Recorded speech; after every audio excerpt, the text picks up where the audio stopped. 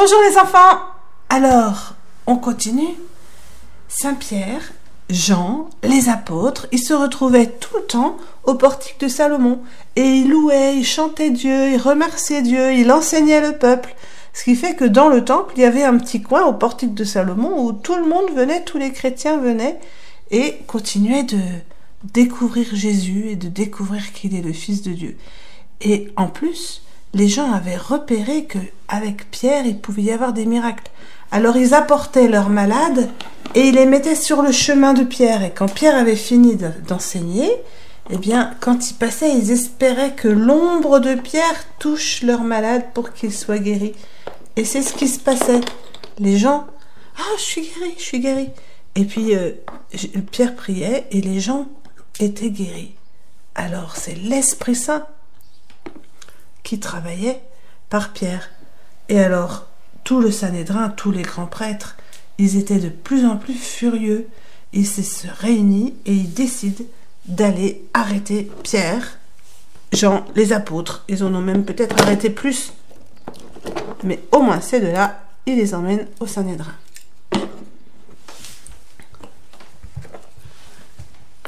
Devant tout le monde, nous vous arrêtons. Vous avez remplissez la ville de ce nom-là. Vous n'avez pas l'autorisation de rassembler plein de monde comme ça dans le temple. En prison. Alors tous les autres, eh ben, ils priaient pour Pierre et Jean et ceux qui étaient en prison. Et puis, ils le mettent, c'est le soir, encore un coup, alors ils les remettent en prison. Ils mettent Pierre et Jean en prison, ils mettent à double tour, ils mettent des gardes devant la porte et ils se disent demain on s'occupe d'eux.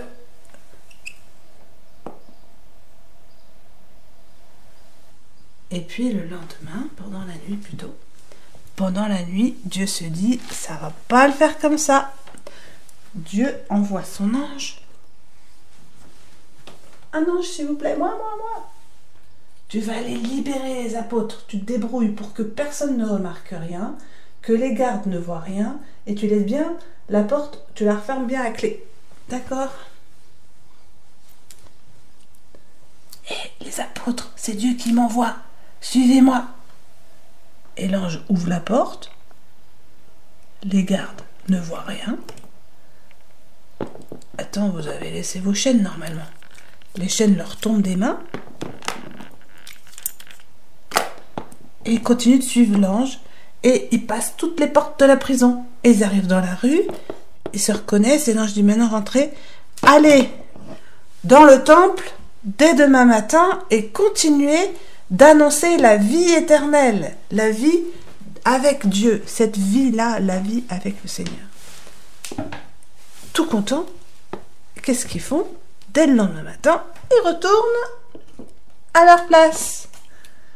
Et ils continuent d'annoncer Jésus qui est plus fort que la mort, qui est vainqueur.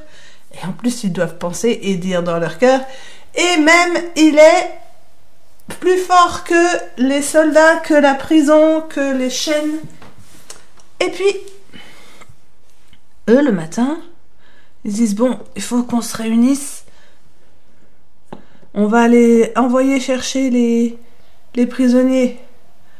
D'accord. Tu vas aller chercher les prisonniers.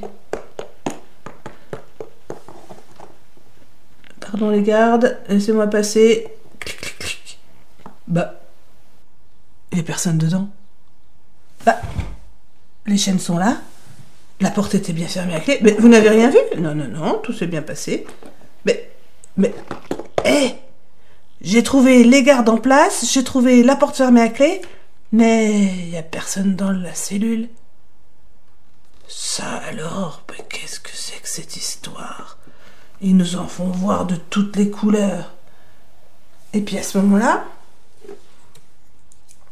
c'est pas Gabriel, c'en est un autre. Hé, les hommes là que vous avez mis en prison hier, eh ben ils sont dans le temple, hein? Ils sont en train d'annoncer Jésus. Ils sont en train de dire toutes les merveilles que Dieu fait. Quoi? Ils sont dans le temple. Allons les rechercher. Bon, revenez avec nous là. Vous êtes convoqués à nouveau au Sanhédrin. Là, ils font doucement, ils mettent pas les chaînes. Venez avec nous. Et les apôtres obéissent. Et ils arrivent au Sanhédrin. Nous vous avions formellement interdit de parler de ce nom-là. Et voilà que vous envahissez tout Jérusalem. Est-ce que vous voulez faire retomber sur nous le sang de cet homme ou quoi? Ils ne pensaient pas si bien dire, parce que le sang de Jésus, ça serait bien qu'il aille sur eux pour les sauver. Et nous, il nous est impossible de ne pas obéir à Dieu. Faut-il obéir plutôt à Dieu ou plutôt aux hommes?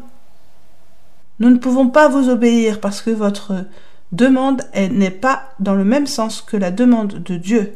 Nous obéissons à Dieu. Non mais... Alors, ils les font fouetter et leur disent de partir. Plutôt c'est Gamaliel qui arrive, qui était en train de discuter avec eux et qui dit « Attendez, faites-les sortir, j'ai quelque chose à vous dire. » Alors, ils les font sortir et ils les font fouetter.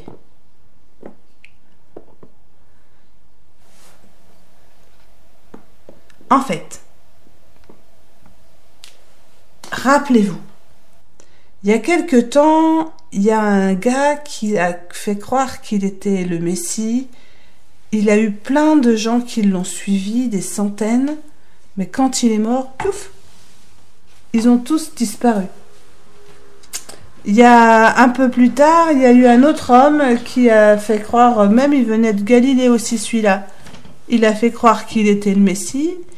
Il a eu plein d'adeptes, plein de gens qui l'ont suivi. Et quand il est mort, bon, ils se sont tous dispersés discrètement. Ils emmenaient pas large. Alors, voilà ce que je pense. Je pense que si leur affaire vient des hommes, ça s'arrêtera tout seul.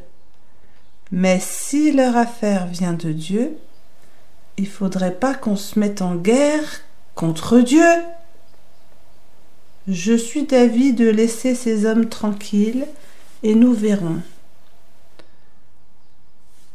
Ouais, mais remplissent le temple avec leurs idées, leur nom de Jésus. Oui, mais Gamaliel a raison, ça va pas durer. Jésus est mort il y a quelque temps, ça va finir par s'estomper. Si c'est une œuvre humaine. Bon, on va faire comme tu dis, Gamaliel. Faites-les revenir.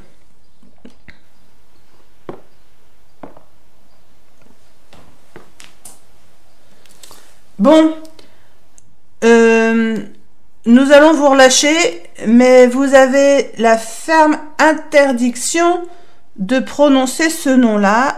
Et nous allons, pour vous faire, puisque c'est la deuxième fois que nous vous donnons cette information, nous allons vous refaire fouetter. Et vous avez l'interdiction formelle d'aller au temple enseigner ce nom-là.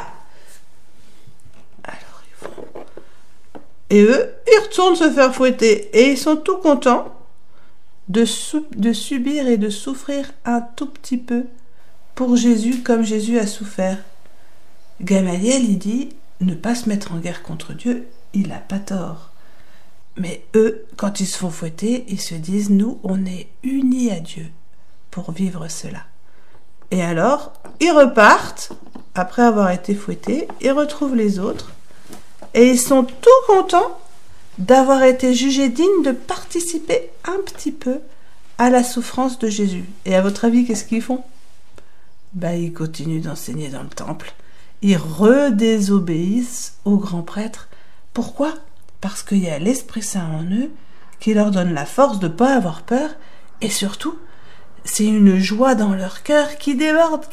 Ils ne peuvent pas garder la bonne nouvelle pour eux. Et d'ailleurs, il y a de plus en plus de chrétiens qui se joignent à eux. Alors pour la suite, c'est une autre fois. Au revoir les enfants.